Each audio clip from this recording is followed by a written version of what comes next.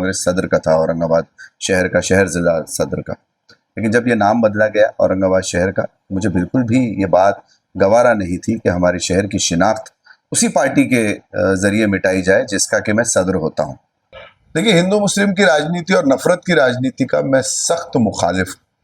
जो सारे हिंदुस्तान में शहरों के नाम बदले जा रहे हैं, ये सेंट्रल गवर्नमेंट की 1953 की गाइडलाइंस के तहत बदले जा रहे हैं, जिसमें सबसे पहली बात है कि अगर किसी शहर का नाम बदलना है तो असेंबली में एक एमएलए के जरिए बिल लाया जाना जरूरी है। हमारा शहर जो औरंगाबाद था, हमारे लिए आज भी औरंगाबाद है, उसको फिर से औरंगाबाद ही कहा जाए। हम अपनी शिनाख्त, अपने वक़ार के साथ कोई कॉम्प्रोमाइज नहीं करना चाहते। तो इसके लिए बहुत जरूरी है कि हमारा कोई एमएलए हो जो बिल लाने की कैपेसिटी में हो। जो नई महानगर पालिका बन रही है उसका नाम संभाजी नगर अगर देना चाहे तो बिल्कुल दे सकते हैं, हमारा कोई विरोध नहीं, हमारा सपोर्ट रहेगा। पाए तो ये 5 साल फिर किस एतमाद के साथ हम इनके हाथ।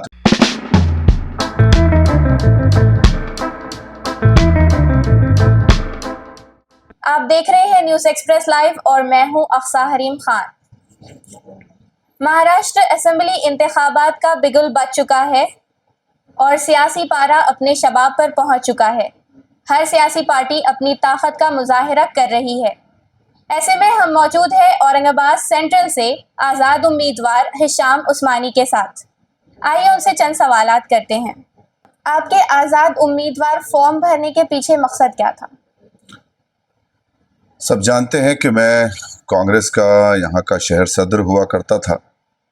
अपने सियासी दौर की शुरुआत मैंने कांग्रेस से की। कांग्रेस के कई ओहदों पर मैं रहा और उसके बाद मेरी आखिरी जो ओहदा मैंने कांग्रेस से वो किया है वो कांग्रेस सदर का था, औरंगाबाद शहर का, शहर ज़िला सदर का। लेकिन जब ये नाम बदला गया औरंगाबाद शहर का, मुझे बिल्कुल भी ये बात गवारा नहीं थी कि हमारे शहर की शिनाख्त उसी पार्टी के ज़रिए मिटाई जाए जिसका कि मैं सदर होता हूँ। जो बात मुझे खुद को नहीं पसंद है वो मैं किस तरीके से अपने शहर की लोगों को, अपनी आवाम को ये बात मैं समझाऊं, और मैंने अपनी ये जिम्मेदारी समझी कि मैं उस ओहदे से दस्तबरदार हो जाऊं, उस ओहदे को छोड़ दूं।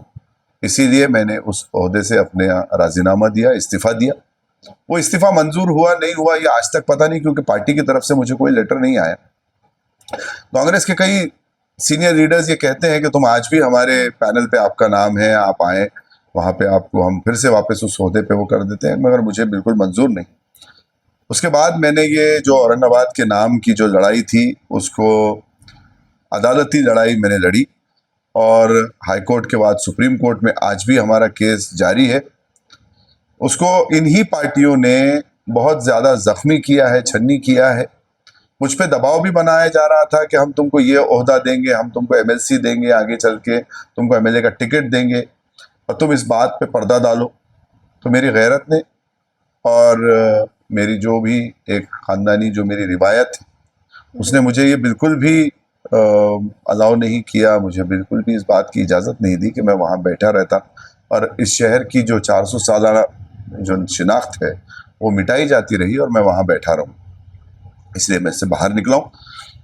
इस बार भी इन सारी पार्टियों ने मुझे ऑफ़र किया है अपने अपने कोई ना कोई कार्यकर्ता या नेताओं के ज़रिए कि हम आपको टिकट देना चाहते हैं। लेकिन मैं जो असेंबली में जाना चाहता हूँ, तो ये जो मेरी कानूनी लड़ाई रही, इसी लड़ाई को मैं आगे ले जाकर इसको मैं एक सियासी लड़ाई लड़ना चाहता हूँ, क्योंकि ये सियासत के ज़रिए ये नाम बदला गया है। मैं चाहूँगा कि सियासत के ज़रिए ही ये नाम को हम वापस लाएं और मुझे असेंबली में एक बिल लाना है, क्योंकि ये जो सारे हिंदुस्तान में शहरों के नाम बदले जा रहे हैं, ये सेंट्रल गवर्नमेंट की 1953 की गाइडलाइंस के तहत बदले जा रहे हैं, जिसमें सबसे पहली बात है कि अगर किसी शहर का नाम बदलना है तो असेंबली में एक एमएलए के ज़रिए बिल लाया जाना ज़रूरी है। बिल लाया जाता है, उसके बाद उस पर चर्चा होती है, डिस्कशन होता है, उसके बाद एक फॉर्मल सिंपल वोटिंग से ये प्रस्ताव पारित अगर हो जाता है, पास हो जाता है, तब ये सेंट्रल गवर्नमेंट के पास मंजूरी के लिए भेज दिया जाता है। तो इसके लिए बहुत ज़रूरी है कि हमारा कोई एमएलए हो जो बिल लाने की कैपेसिटी में हो। मुझे नहीं लगता कि कांग्रेस का या एनसीपी का या शिवसेना का जो आज सेक्युलर होने का दम भरते हैं, या फिर एमआईएम का कोई भी एमएलए ये बिल लाने की कैपेसिटी में है, क्योंकि सारी पार्टियों ने बीजेपी के सामने और फिरका परस्त ताकतों के सामने अपने घुटने टेक दिए हैं, अपने आप को सरेंडर कर दिया है। सड़क पे ये कुछ भी बात बोले, लेकिन इस मामले में कानूनी कार्रवाई ये बिल्कुल नहीं करेंगे। इस बात की मिसाल मैं इस तरीके से दे सकता हूं कि कांग्रेस, राष्ट्रवादी और शिवसेना, जब ये नाम का बिल लाया गया तब ये तीनों पार्टियों के मंत्रियों ने स्टैंडिंग ओवेशन देके एक मुठ से होकर ये प्रस्ताव को मंजूरी दी। इसीलिए इनसे तो आप नहीं एक्सपेक्ट कर सकते कि ये बिल लाएंगे। रही बात एमआईएम की, तो एमआईएम के 2 एमएलए पिछले 2.5 साल से असेंबली में बैठे हैं, लेकिन उन्होंने भी इसके बारे में कभी कोई चर्चा नहीं की। एमआईएम का 1 एमपी रहा, 2 एमपी रहे, लेकिन पार्लियामेंट में हमने देखा कि इसके ऊपर कोई आवाज नहीं उठाई गई, ना कि कोई, जब ये प्रस्ताव स्टेट से सेंटर के पास अप्रूवल के लिए गया, होम मिनिस्ट्री के पास, तो इसके ऊपर कोई ऑब्जेक्शन भी नहीं डाला गया। मैं ये केस लड़ रहा था, मैंने कई बार मुतालबा किया कि अगर इस पर कोई ऑब्जेक्शन डाला गया है होम मिनिस्ट्री के पास तो वो मुझे दिया जाए ताकि मैं अदालत में वो पेश कर सकूं, लेकिन मुझे नहीं मिला। इसका साफ मतलब ये निकलता है कि इसमें एमआईएम भी इंटरनली साइलेंट सपोर्टर का काम उन्होंने किया है। अब जब किसी पे हमको भरोसा नहीं, किसी पे हमको तवक्को नहीं, और हमको अपना नाम, अपनी शिनाख्त ये वापस लानी है, तो मुझे लगता है कि मैं खुद उठकर कोशिश करूं कि मैं असेंबली में जाऊं, अपने लोगों का जो एतमाद मुझ पर इतने दिनों से जो मुझे मिला है, उस एतमाद को कभी ना टूटने के वादे के साथ मैं असेंबली में जाकर ये बिल लेके आऊं कि हमारा शहर जो औरंगाबाद था, हमारे लिए आज भी औरंगाबाद है, और कानूनी तौर पे जिसका नाम बदलने की कोशिश की गई है, जिसको हम कहेंगे कि बहुत गैर कानूनी तरीके से किया गया है, उसको फिर से औरंगाबाद ही कहा जाए। हम अपनी शिनाख्त, अपने वक़ार के साथ कोई कॉम्प्रोमाइज नहीं करना चाहते, और इसके बाद जो फदा के काम है, जो भलाई के काम है, जो डेवलपमेंट के काम है, वो हम खुद कर सकते हैं। इन पार्टियों को हमने कई साल से मोहलत दी है, कई साल इनको मौका दिया, लेकिन इन पार्टियों ने हमको फेल किया। आज भी 70 साल बाद ये बेशर्मी से आते हैं हमारे बीच में, और वही बात बिजली, सड़क, पानी, उन्हीं के प्रश्नों पर ये बात करते हैं। तो ये बताएं कि 70 सालों में इन पार्टियों ने ये सारी चीजें हमको क्यों नहीं मुहैया करवाई। जिस इलाके से मैं इलेक्शन लड़ रहा हूं, ये इलाका 400 साल पुराना है, तो ये आज ये आप नहीं कह सकते कि ये बस्तियां आज डेवलप हुई हैं या बस्तियां आज बसाई गई हैं। जब 400 साल पुरानी बस्तियों में आप अभी तक पानी की प्रॉपर लाइन नहीं दे पाए, आपने ड्रेनेज अभी तक सही नहीं कर पाए, आप सड़क अभी तक सही नहीं बना पाए, आपने अभी तक बिजली की तार जो है वो हम देखते हैं कि एक तरीके से उसका जाल बिछा हुआ है रास्तों पर, और बुनियादी सहूलियात की इतनी कमी है, जो बुनियादी जो ज़रूरतें हैं, तो ये सारी चीज़ें जब ये नहीं कर पाए, तो ये 5 साल फिर किस एतमाद के साथ हम इनके हाथ में दे दें। इसीलिए मैं एक आज़ाद उम्मीदवार के तौर पे खड़ा हूँ कि मैं सिर्फ जवाबदार हूँगा अपनी जनता को, अपने लोगों को। Sir, primary motive name change है औरंगाबाद की, उसके अलावा और आपके क्या मकासद है जिसकी वजह से आप इलेक्शन में खड़े हैं? मैंने जो अपनी तरफ से हम लोगों ने अपना जो एक पेपर अभी लोगों तक पहुंचाया है, पॉम्पलेट की शक्ल में कहे, उसमें हमने ये साफ किया है कि पहला हमारा मकसद है औरंगाबाद के नाम का जो मसला है उसको हल करना, हमारी शिनाख्त को वापस लाना, और इस मसले को एकजहती से और बिना कोई इख्तिलाफ के हमको हल करना है। हम चाहेंगे कि हमारे सारे जो दीगर बिरादरान वतन हैं, जिसमें आते हैं हिंदू, आते हैं बुद्धिस्ट, आते हैं सिख, जैन, पारसी, सब आते हैं, हम सबको साथ लेकर, सबके एक मुत्तफ़िक़ा राय बनाकर इस मसले को हल करें। साथ साथ इसमें मेरा एक एजेंडा और है कि जो इन्होंने नुकसान पहुंचाया है वो तो इन्होंने किया है, लेकिन हम किस तरीके से फ़ायदा पहुँचा दे सकते हैं। आप लोग जानते हैं कि बॉम्बे म्यूनसिपल कॉरपोरेशन एक्ट 1960 का जो है, 1949 जो है, उसके मुताबिक अगर हम कोई नई महानगर पालिका कहीं कायम होती है तो उसको एस्टैब्लिशमेंट फंड सेंटर के जरिए दिया जाता है। मुझे लगता है अगर हम इस शहर के अंदर जो झालर क्षेत्र है, फ्रिंज एरियाज हैं, जो सिडको में आते हैं, जिसकी डेवलपमेंट अथॉरिटी सिडको है, उसको शामिल कर लें तो बड़ी आसानी से 200 वार्ड इस शहर के अंदर आराम से बनाए जा सकते हैं। कोई नया शहर बसाने की आपको ज़रूरत नहीं है। आपको बीड़ बाईपास के, पैठन रोड के, जलगांव रोड के, जालना रोड के और वालूद साइड के जो शहर जो अभी तक महानगर पालिका में नहीं है लेकिन वो डेवलप हो चुके हैं, उसको सबको आपको इस कॉरपोरेशन में, इस शहर के अंदर ले लेने होंगे। 200 वार्ड बनने के बाद आप चाहें तो जो पुराना हमारा जो महानगर पालिका है 100 वार्ड या 110 वार्ड जो भी है इस महानगर पालिका में रखे जा सकते हैं, जिसका नाम औरंगाबाद ही रहे। जो नई महानगर पालिका बन रही है उसका नाम संभाजी नगर अगर देना चाहे तो बिल्कुल दे सकते हैं, हमारा कोई विरोध नहीं, हमारा सपोर्ट रहेगा। इससे हमारे जो बिरादरान वतन है उनकी भी नाराजगी नहीं होगी और हमारा काम भी हो जाएगा, हमारी शिनाख्त भी बची रहेगी। अब वो दूसरी महानगर पालिका को तो आपको कुछ ना कुछ नाम देना है तो आप वो नाम दें। 100 करोड़ का फंड हमको पहला हमारा इनाम के तौर पे हम सेंट्रल गवर्नमेंट से ले सकते हैं, वो पैसा भी हमारे शहर में ही लगेगा। दूसरी चीज, अगर आपको याद होगा तो जब देवेंद्र फडणवीस की सरकार थी 2019 के पहले, तो 2017 में फडणवीस सरकार के द्वारा एक प्रपोजल भेजा गया था यूनेस्को को कि महाराष्ट्र से सिर्फ एक अकलौता शहर है औरंगाबाद जो यूनेस्को के जरिए एक हेरिटेज सिटी के तौर पर डिक्लेयर किया जा सकता है, जिस तरीके से नरेंद्र मोदी ने अहमदाबाद को heritage city, world heritage city declare करवाया हुआ है। ये प्रपोजल पाइपलाइन में था, इन्होंने नाम बदल दिया, ये बड़ा अहमखाना डिसीजन था इनका। इस नाम को वापस लाने के बाद, इस शहर के नाम को औरंगाबाद वापस लाने के बाद हमारी कोशिश रहेगी कि हम इसको वर्ल्ड हेरिटेज सिटी घोषित करवाएं यूनेस्को से, जिसके बाद मुझे लगता है कि लगभग 800 से 1000 करोड़ रुपया हमको यूनेस्को से हमारी हेरिटेज के डेवलपमेंट के लिए और टूरिज्म के एनहांसमेंट के लिए, डेवलपमेंट के लिए मिल सकेगा। यहाँ कुछ आप देखते हैं कि शहर में कुछ बुद्धिस्ट प्लेसेस, टूरिस्ट प्लेसेस भी मौजूद हैं जो बुद्धिस्ट बेस पे हैं। हम चाहेंगे कि जापान से और चाइना से भी हम इसमें वो करें, राब्ता करें, वहाँ से भी कुछ फंड, जैसे पहले एलोरा के लिए आया था तो उस तरीके से एलोरा एजेंडा के लिए, तो हम चाहेंगे कि उस तरीके से हम यहाँ से वो फंड मिलें। यानी ज़्यादा से ज़्यादा किस तरीके से हम फंड्स ला सकते हैं, डेवलपमेंट कर सकते हैं, अपना हेरिटेज जो है हमारे पास उसको हम डेवलप कर सकते हैं, जिससे रोजगार आए। जी। हमारा मेन मकसद रहेगा कि हम रोजगार पे स्ट्रेस दें। हमारे शहर को, जो खदीम शहर है, उसको हम, जैसे दूसरे ममालिक ने, दूसरे मुल्कों ने अपने हिस्टोरिक पहचान को बचाया है, डेवलप किया है। जैसे आप टर्की अगर जाएं, आप इटली जाएं, आप फ्रांस जाएं, आप इंग्लैंड जाएं, आप ग्रीस जाएं, तो आप देखेंगे कि उनके हेरिटेज सिटी को उन लोगों ने बड़ी खूबसूरती से मेंटेन किया हुआ है और अपने टूरिज्म का उससे वो पूरा फायदा उठा रहे हैं। लेकिन हमारे टूरिस्ट प्लेसेस किन हाल में है, तो हम चाहेंगे कि इस टूरिस्ट प्लेसेस को हम डेवलप करें। एक टूरिज्म कॉरिडोर अभी तक यहाँ पे 70 साल में नहीं बना, हम चाहेंगे कि औरंगाबाद सेंट्रल इलाके में टूरिज्म कॉरिडोर बने, जिसकी ये सारी जो हिस्टोरिक जगह है उनको जोड़कर और इसको खूबसूरत बनाया जाए, ब्यूटिफिकेशन किया जाए। शहर का जो बाकी का इलाका है उसमें एक, जिसको हम खूबसूरती के जैसे कहते हैं, ब्यूटिफिकेशन ऑफ द सिटी, इसको करें। हर तरीके से हम चाहेंगे कि किसी न किसी तरीके से हमारे नौजवानों को और हमारी यहाँ के रहने वाली जनता को रोजगार मिले। जी।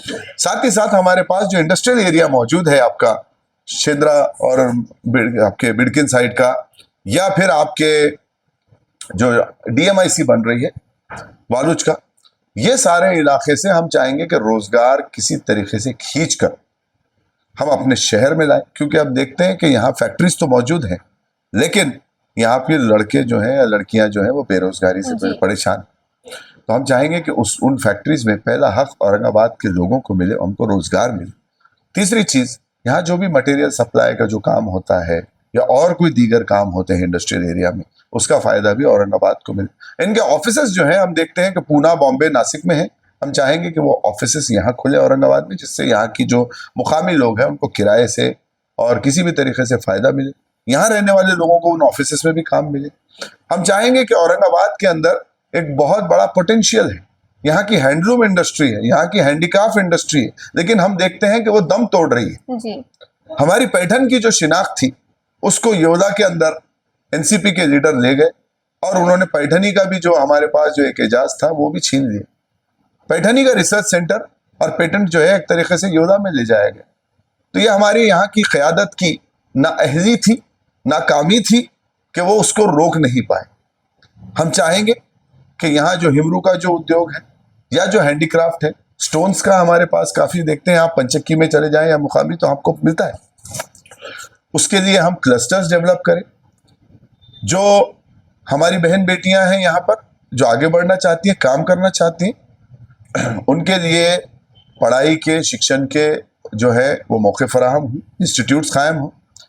उनकी सिक्योरिटी के ऊपर हम कोशिश करेंगे इंशाअल्लाह अजीम कि उनकी सिक्योरिटी के ऊपर पूरा ध्यान किया जाए, सुरक्षा जिसको हम कहते हैं। हाइजीन और हेल्थ पे हम काम करना चाहेंगे कि हर महल्ले के अंदर मोहल्ला क्लिनिक बनाया जाए। पानी कम से कम हर महल्ले में 24 घंटा किसी एक जगह मुहैया हो जहां कोई भी प्यासा ना रहे कोई महल्ले के अंदर। उसको अगर पास अगर 1 रुपया भी नहीं है अपने जेब में तो वो जाके वहां से पानी पी सके। चौथी चीज हम चाहेंगे कि हर महल्ले के अंदर हमारे नौजवानों के लिए हेल्थ सेंटर्स बनाए, अपने हेल्थ क्लब्स बनाए जाए।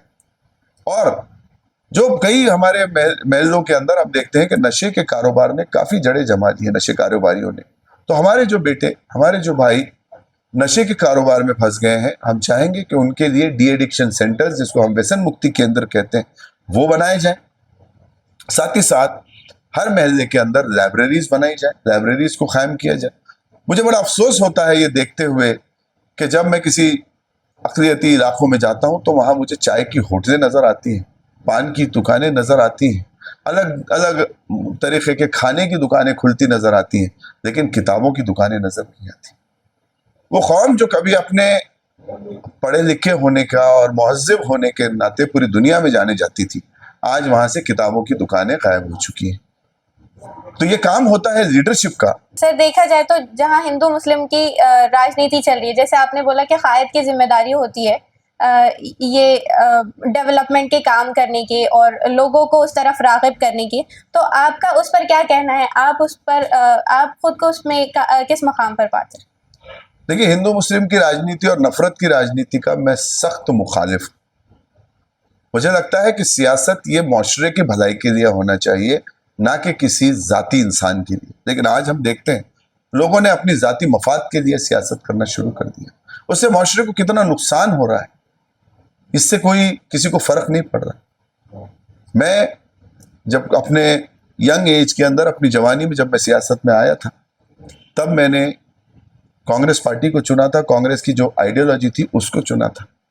मैं आज भी कांग्रेस की आइडियोलॉजी पर हूँ, गांधी जी की, नेहरू जी की, मौलाना अब्दुल कलाम आज़ाद जी की, डॉक्टर बाबा साहेब अम्बेडकर जी की, और जो महाराष्ट्र के अंदर जो रूह मानी जाती है फूले शाहू अम्बेडकर विचारधारा की, उसी विचारधारा का मैं मानने वाला हूँ और उसी पर चलने वाला हूँ।